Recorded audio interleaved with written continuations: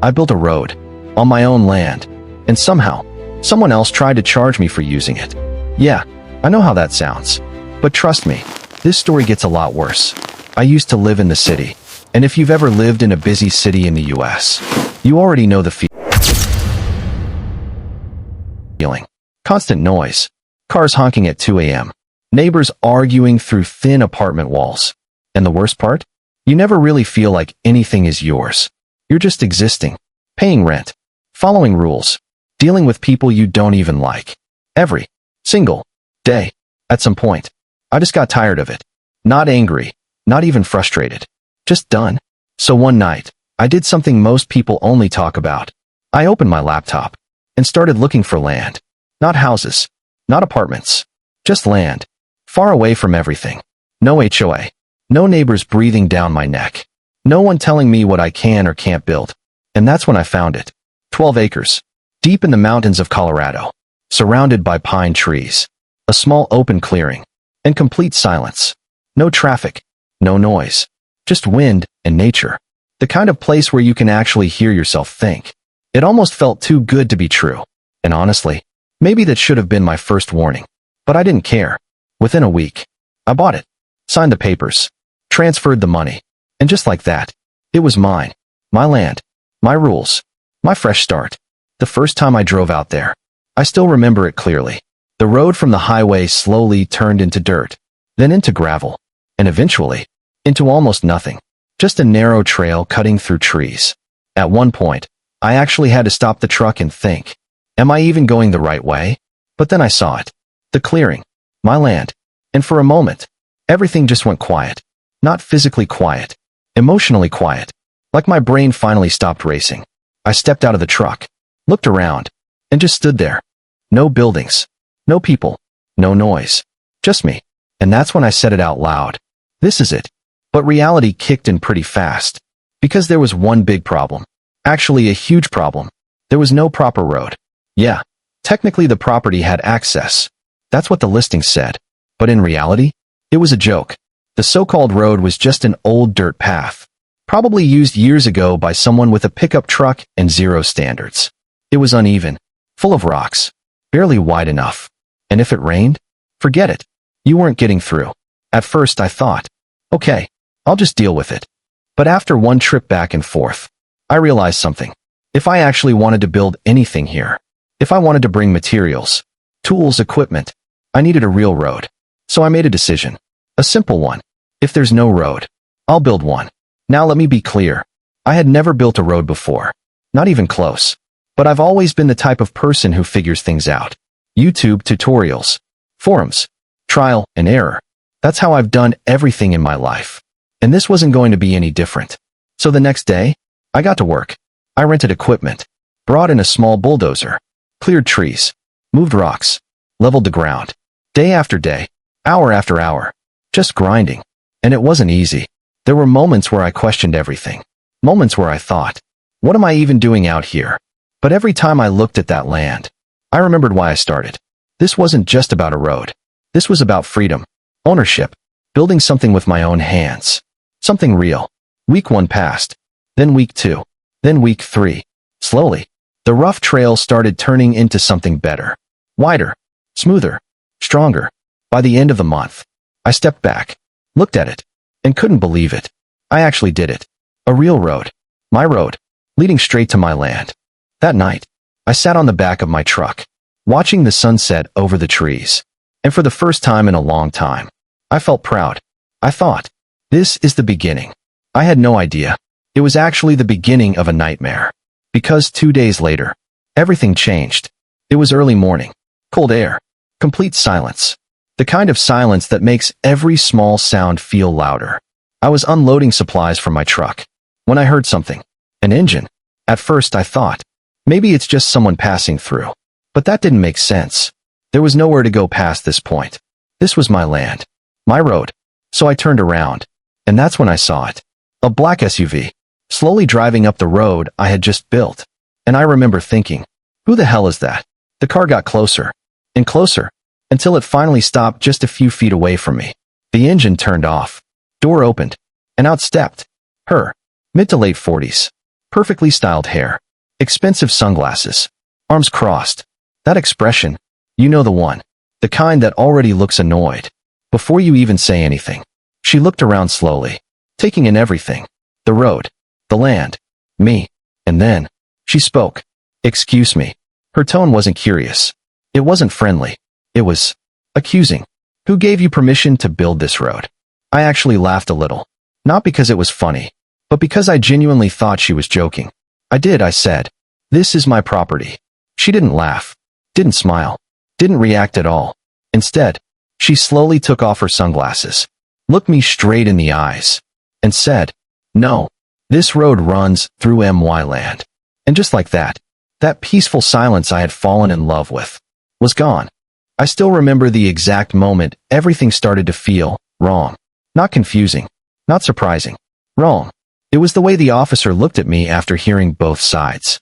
He didn't look angry. He didn't look concerned either. He just looked neutral, like this was something he had seen before.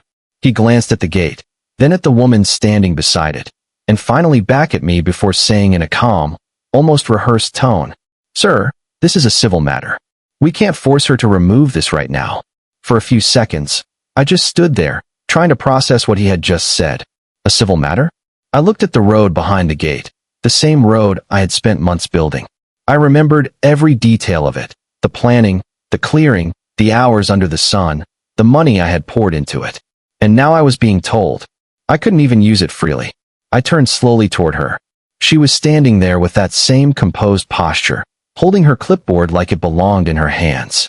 There was something about her expression that bothered me more than anything else. She wasn't nervous. She wasn't unsure. She looked completely in control. "You can still use the road," she said, breaking the silence. Her voice was calm, almost friendly, but there was something underneath it that didn't sit right with me. "Just follow the access rules." Access rules. Those words echoed in my mind like they didn't belong there. "What rules?"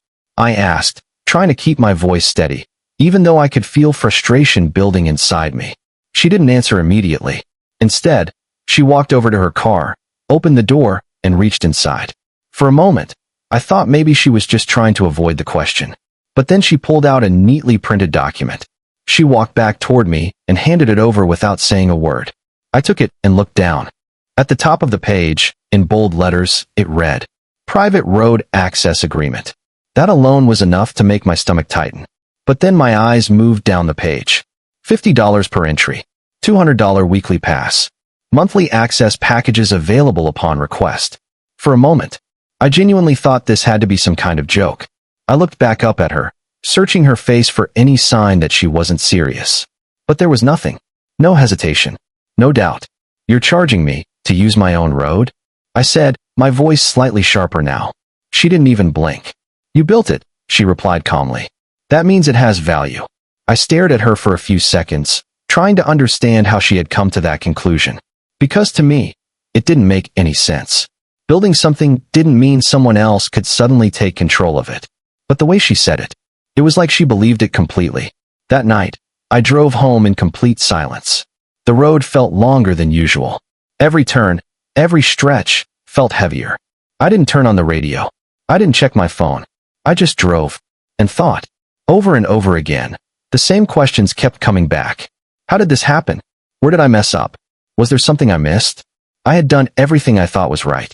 I had followed the process, handled the paperwork, made sure everything was properly built.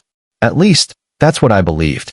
But now, standing on the outside of my own road, none of that seemed to matter. The next morning, I went back. Not because I wanted to deal with her again, but because I had to. There was work waiting on the other side. As I approached the road, I could already see the gate from a distance. And right next to it, she was there. Same spot, same posture, same clipboard in her hand. It was like she hadn't moved at all. I parked my truck and stepped out, taking a deep breath before walking toward the gate. "You paying today?" she asked, as if this was the most normal conversation in the world. I didn't respond. Instead, I looked around. I walked along the side of the road, checking the terrain, looking for any possible way around. But there wasn't one. The land on either side was rough and uneven. Thick patches of grass, small dips in the ground, and areas that would be nearly impossible to drive through without damaging the vehicle.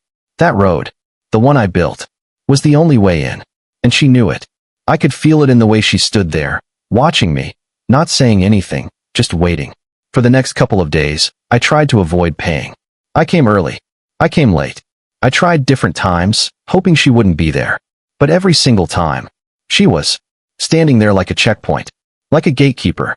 On the third day, I finally reached a point where I didn't have a choice.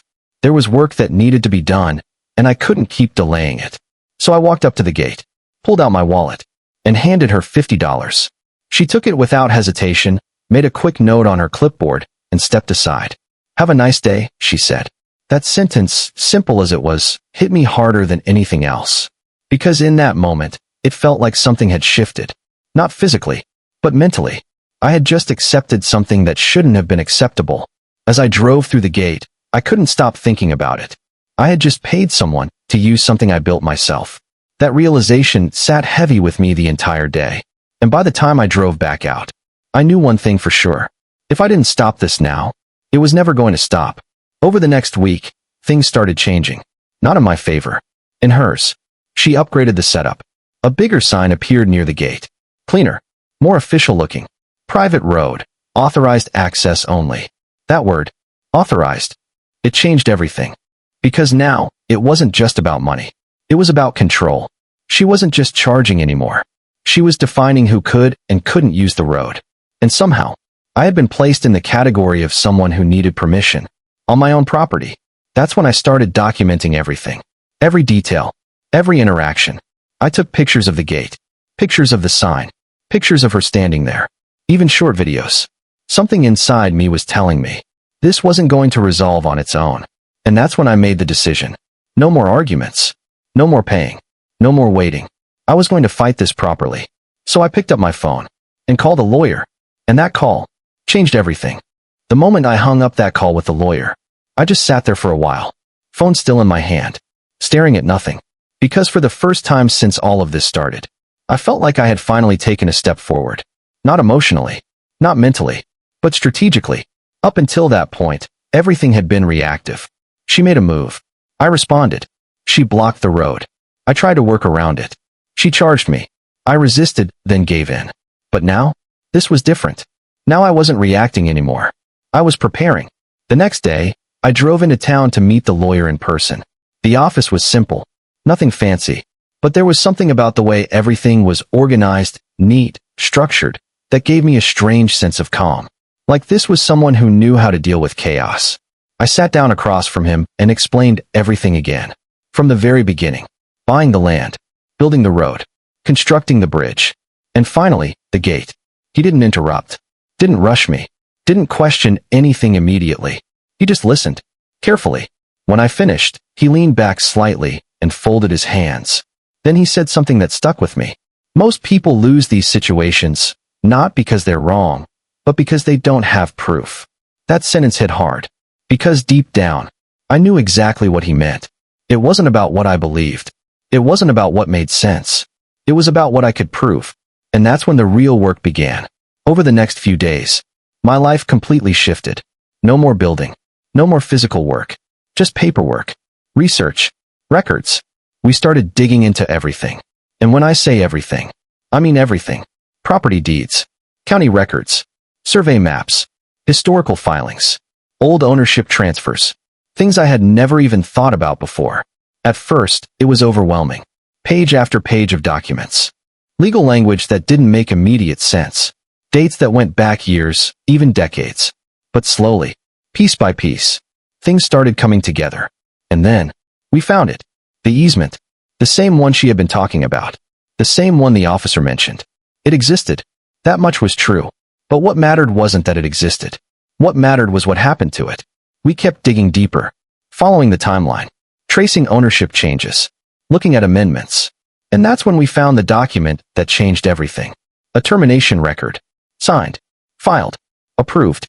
Over 15 years ago. I remember just staring at it. Reading it again. And again. Because it was clear. There was no confusion. No gray area. That easement no longer existed. Which meant one thing. Everything she had been doing was illegal. Not questionable. Not debatable. Illegal. And suddenly, everything made sense. Her confidence. her attitude, her control. It wasn't based on truth. It was based on assumption. She assumed I wouldn't check. She assumed I wouldn't fight. She assumed I would eventually give up. And for a moment, I almost did. But now I had something she didn't expect. Proof. We didn't waste time. My lawyer prepared a formal legal notice. Every document attached. Every detail outlined. Every claim addressed. Clear. Direct. Unavoidable. We sent it. Official delivery. Signed confirmation. And then, we waited. The next few days felt different. Not easier, but different. Because for the first time, the pressure wasn't just on me. It was on her. I still drove to my property. The gate was still there. The sign was still there, but something had changed. She wasn't the same. She didn't talk as much. Didn't push as hard. Didn't make those confident remarks anymore. She still stood there. Still watched. But now, there was hesitation. And I could see it. That was the moment I knew. This was working. A week passed. Then another. No response. And then, the court date arrived. I remember waking up that morning. Earlier than usual. Not because I had to, but because I couldn't sleep. There was too much going on in my head. What if something went wrong? What if there was something we missed? What if? But then I stopped myself. Because for the first time, those doubts didn't feel as strong. I got dressed, drove to the courthouse, and when I walked in, everything felt quiet. Not physically, but mentally, like everything had led to this one moment. She was already there, sitting on the other side, but she looked different. No sunglasses, no confident posture, no clipboard, just quiet. And that alone told me everything I needed to know. The hearing didn't take long. The judge reviewed the documents, asked a few questions, listened to both sides, and within minutes, it became clear. There was nothing supporting her claim. Nothing. And then, the decision came. There is no valid easement. Simple, clear, final. You are ordered to remove the obstruction immediately and cease all interference. And just like that, it was over. Weeks of stress, weeks of frustration, weeks of uncertainty, ended in a matter of minutes. But the real moment, the one that stayed with me, came later, when I drove back to my land. For the first time, there was no gate, no sign, no one standing there, just the road. My road. I drove slowly, not because I had to, but because I wanted to feel it. Every second, every moment. When I reached the bridge, I stopped the truck, got out, and just stood there. Same place, same view, same silence, but a completely different feeling, because this time, there was no doubt, no hesitation, no one telling me I didn't belong there. Just peace. A few days later, I noticed something. Her property was up for sale, and within weeks, she was gone. No apology, no explanation, just gone. And honestly, that was enough. Because in the end, I didn't just win a road. I won my peace back. And I learned something I'll never forget. If you build something, be ready to defend it. Because not everyone respects what you create. Some people will try to take it. But in the end, it comes down to one thing. Whether you're willing to fight for what's yours. I built that road with my own hands. But I had to fight just to use it.